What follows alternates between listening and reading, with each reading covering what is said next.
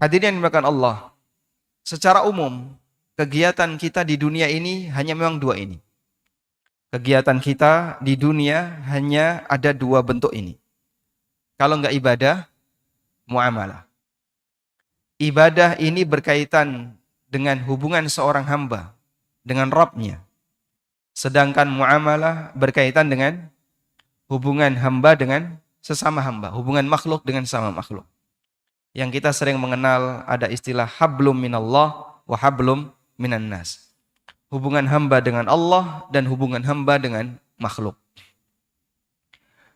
Sebagai muqaddimah yang pertama, pembahasan akhlak yang dibahas oleh para ulama. Pembahasan akhlak yang dibahas oleh para ulama, mereka memaksudkan akhlak itu mencakup dua hal ini. Akhlak kepada Allah dan akhlak kepada makhluk. Sehingga kalau dalam pemahaman sebagian orang, ketika mereka memahami akhlak itu hanya terbatas kepada makhluk, ini berarti dia tidak memperhatikan akhlak kepada Allah Subhanahu wa taala. Karena itu, ketika kita menyinggung akhlak, maka tolong dipahami. Saat kita menyinggung akhlak, cakupannya dua. Akhlak kepada Allah dan akhlak kepada makhluk. Sehingga ketika kita ditanya, siapa manusia yang paling berakhlak?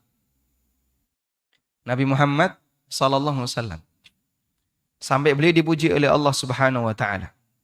Wa innaka la'ala khuluqin azim. Sesungguhnya engkau Muhammad itu berada di akhlak yang paling agung. Allah mensifati akhlaknya Nabi Muhammad SAW dengan sifat azim. Sebagaimana Allah punya nama Al-Azim. Sebagaimana Arash disebut dengan Al-Azim. Sebagaimana Al-Quran disebut dengan Al-Azim. Akhlaknya Nabi SAW disebut oleh Allah dalam Al-Quran dengan Al-Azim. Wa innaka la'ala khuluqin azim. Sesungguhnya engkau berada di atas akhlak yang paling agung. Sehingga manusia yang akhlaknya paling mulia adalah Rasulullah SAW. Dan bentuk akhlak yang paling tinggi kepada Allah adalah memberikan hak Allah Subhanahu wa taala secara penuh kepadanya dan tidak memberikan kepada siapapun. Karena Allah tidak ridha ketika haknya diberikan kepada selain Allah Subhanahu wa taala, diberikan kepada selainnya. Sebagaimana yang Allah tegaskan, wa qadha rabbuka alla ta'budu illa iyyah. Rabbmu menetapkan bahwa engkau tidak boleh beribadah kecuali hanya kepadanya. Dan Allah tidak ridha ketika Allah disekutukan. Allah Subhanahu wa taala berfirman, "Wa may yusyrik billah." Barang siapa yang menyekutukan Allah Subhanahu wa taala, faqad harramallahu 'alaihil jannah wa ma'wahun nar. Wa ma lidh-dhalimina min ansar. Maka Allah haramkan bagi dia untuk masuk ke dalam surga. Allah haramkan dia masuk surga. Wa ma'wahun nar, dan tempatnya di neraka. Karena Allah tidak ridha ketika haknya diberikan kepada selainnya. Maka manusia yang memberikan hak Allah kepada selain Allah, itu orang yang paling tidak berakhlak. Paling tidak berakhlak kepada Allah.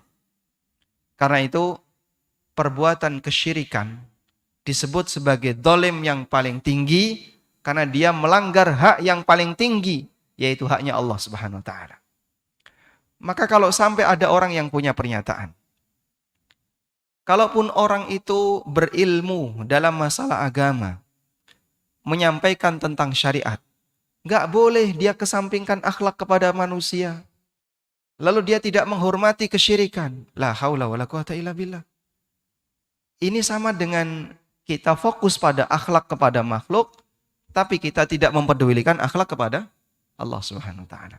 Kan ada sebagian orang yang mengkritik beberapa kaum muslimin yang mendakwahkan tentang anti syirik, meninggalkan kesyirikan.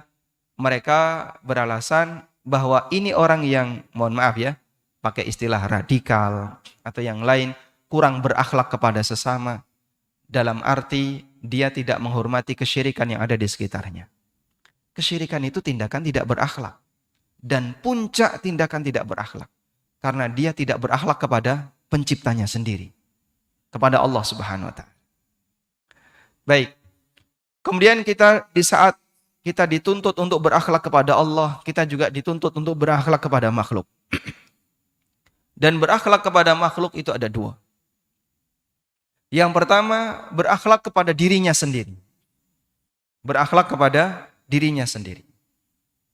Dia harus menyikapi baik untuk dirinya sendiri. Dan berakhlak kepada makhluk yang lain yang berada di sekitarnya. Dan 3 jenis akhlak ini dinyatakan oleh Nabi SAW dalam sabda beliau, ittaqillaha haitsu ma kunt wa atbi'is sayyi'atal hasanata tamhuha wa khaliqin nas bi khuluqin hasan. Bertakwalah kepada Allah dimanapun kamu berada. Ini bentuk menjaga akhlak seorang hamba kepada Allah Subhanahu wa taala.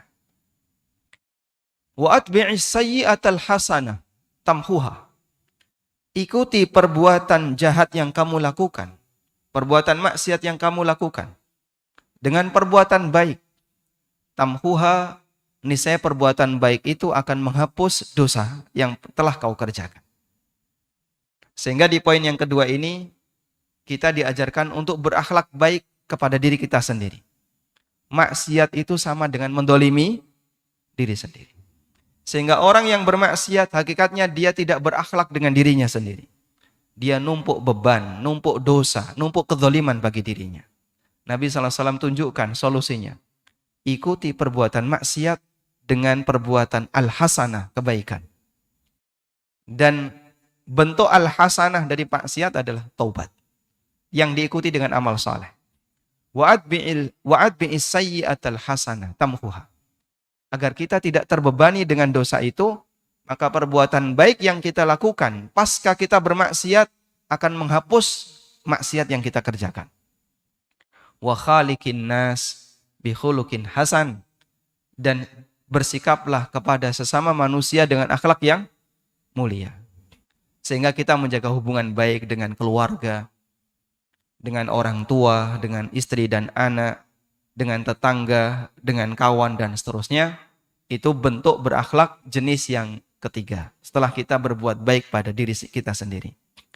Maka jangan sampai gara-gara ingin menjaga hubungan baik dengan teman, nekat maksiat. Berarti jadinya apa? Dia ingin menjaga hubungan baik dengan sesama manusia, tapi dia mendolimi dirinya sendiri. Saya nggak enak ya kalau nggak ikut. Ikut apa, Pak? Ya kayak gitu. Kalau nggak ikut, nggak enak sama temannya. Banyak orang terpengaruh maksiat karena apa? Ingin menjaga akhlak dengan orang lain. Kamu menjaga akhlak dengan temanmu, tapi di saat yang sama kamu mendolimi dirimu. Kamu tidak berakhlak pada dirimu sendiri. Dan juga tidak berakhlak kepada Allah Subhanahu wa taala karena dia tidak bertakwa kepada Allah. Nah, seperti ini dudukkan sesuai porsinya. Agar orang paham bahwa akhlak itu tidak hanya pada satu kesimpulan berbuat baik kepada sesama. Masih banyak akhlak yang lain yang perlu kita perhatikan.